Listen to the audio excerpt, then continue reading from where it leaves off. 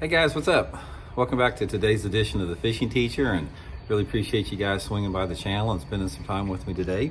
Guys, today we're going to be talking about the old school jitterbug. The reason I wanted to do this video, and I've talked about the jitterbug a little bit in the past, is that the month of May, in my opinion, is the best time to fish a jitterbug. Out of all the year, May is when you get most bites on a jitterbug. It's something that a lot of people don't do. They think as a jitterbug is some old school deal from 1930 that doesn't work anymore. Guys, this thing has a big cult following still. There's a bunch of people that still rip them on this thing. So we're gonna give you guys some tips and advice on sort of what to look for, how to fish it in today's video there. Also guys, just wanted to remind you, there's a Tackle Warehouse has got a bunch of big sales going on right now. I'll put my Tackle Warehouse link in the description if you guys would like to check some of those out. And if you use that link that I put in the description, it's a good way to support the channel, because any purchase you make, the channel gets a small percentage of that commission. So much appreciated if you guys could check that out. Okay guys, the old school jitterbug, man. I don't know, most people that are, under 50 probably haven't even fished a jitterbug before. But guys, this has been a staple in bass fishing forever out there. In fact, some of the earliest memories I have about bass fishing was fishing this jitterbug in ponds back in the early 70s, on a spinning rod before I even hardly knew how to cast. And what I wanted to do today, guys, is really talk specifically about how people still catch fish on them today in the month of May primarily.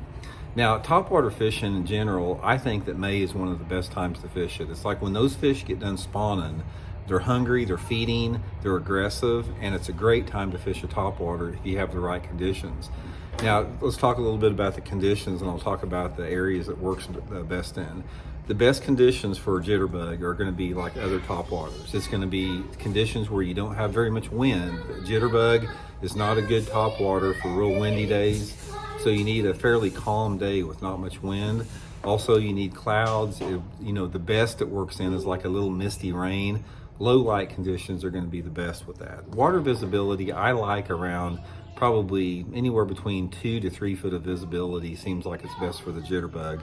And I use a wide range of colors. This old bullfrog pattern is probably one of my favorites, and I'll put my Tackle Warehouse link in the description again, guys. You can, I talked about it in the start of the video, but if you guys want to get you some jitterbugs there. So anyway, what do you want to fish it around?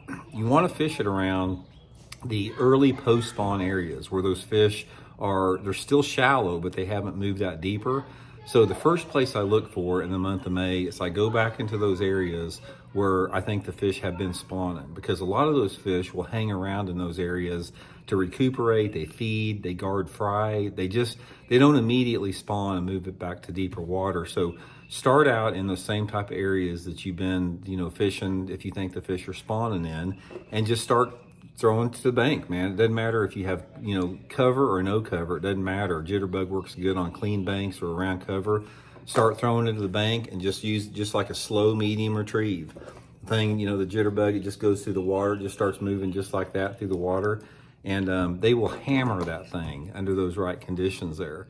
Now, another thing with that is you got to have the right type of line on there. You definitely want to use monofilament line on a jitterbug, because fluorocarbon will sink it down a little bit. And, just fish it around any shallow targets. That's the main thing. Also, another type of area that works real good, like early in the morning, right off the bat, when, you still don't have any sun on the water, just fishing secondary points with it. Just start about, maybe 50, 75 yards, on either side of the point, work your way around the point, throw the thing right to the bank, and just reel it back to the boat. Now that's for lake fishing, but jitterbug is really good if you guys float rivers. A black jitterbug floating rivers is a really good thing. It's one of the best farm pond baits that you'll ever use. And fish just don't see it much anymore. It's just like the fish, they see whopper ploppers and buzzers and wake baits and walking topwaters and that type of stuff, but they just very seldom see the old walking, wobbling around jitterbug like they used to years ago. This thing will catch fish from now until the end of time in bass fishing. And like I said, if it's something you want to try that a lot of people don't use, just give it a try and see how it works. So hope you guys are doing good. Thanks.